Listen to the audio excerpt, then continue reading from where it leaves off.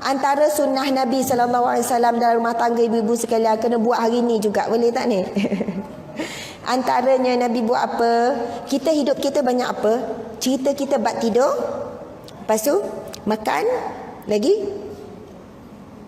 borak. Borak tak dengan suami ni? Borak kan? Berapa patah borak dengan suami? Mana lagi banyak? Borak dengan kawan ke borak dengan suami?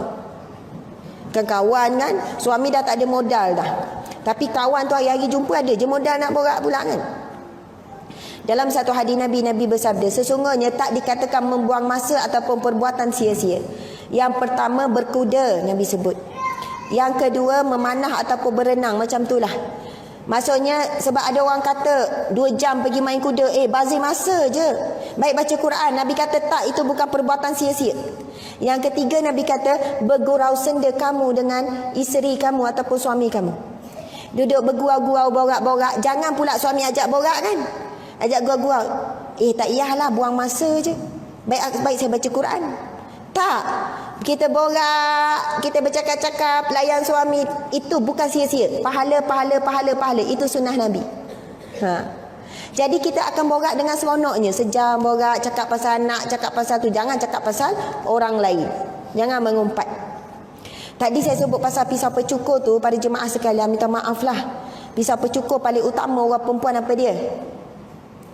Apa dia? Mengumpat. Betul tak? Mengumpat. Mengata-ngata. Kadang ngumpat tu bukan mulut, mata mengumpat. Betul tak? Mata je. Kadang ni apa nama? Siku. Kadang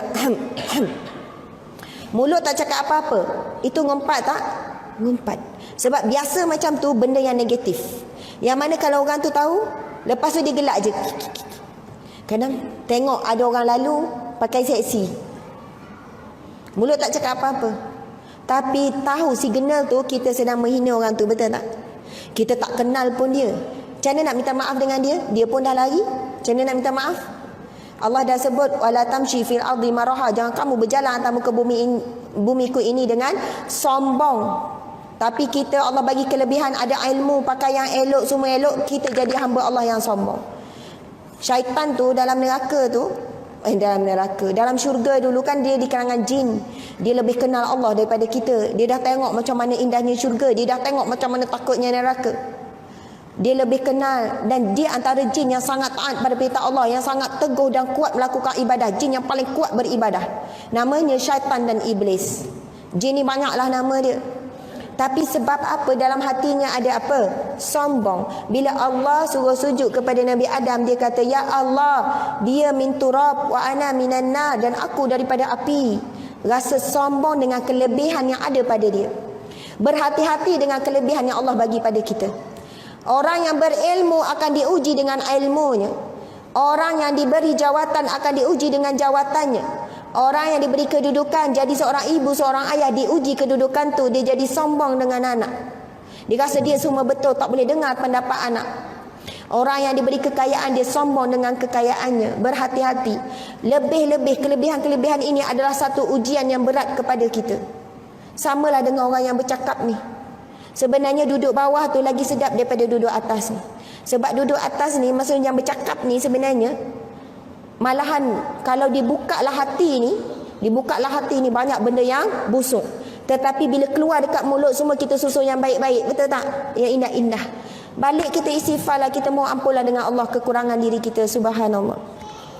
Antara sunnah Nabi bab makan, suap isteri. Suami sebut dalam satu hadisnya, Nabi kata kepada suami, masa ni Nabi pergi ziarah Ummul Ala sedang sakit. Nabi pergi ziarah, Nabi borak dengan suami. Tak payah borak lah dengan kita kan. Kalau ziarah suami kawan kita sakit, tak payahlah borak dengan suami dia tu. Betul tak? Borak dengan kawan perempuan kita lah. Maksudnya nak ziarah lelaki tak ada masalah.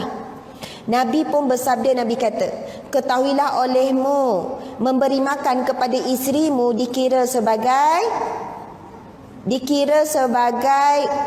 tanggungjawab, pahala bagimu. Maksudnya bagi nafkah, itu nafkah kamu kepada isterimu. Tetapi menyuapkan makanan ke mulut isterimu itu sebagai satu sedekah. Subhanallah. Memberi makan itu nafkah, Nabi kata nafkah, itu tanggungjawab.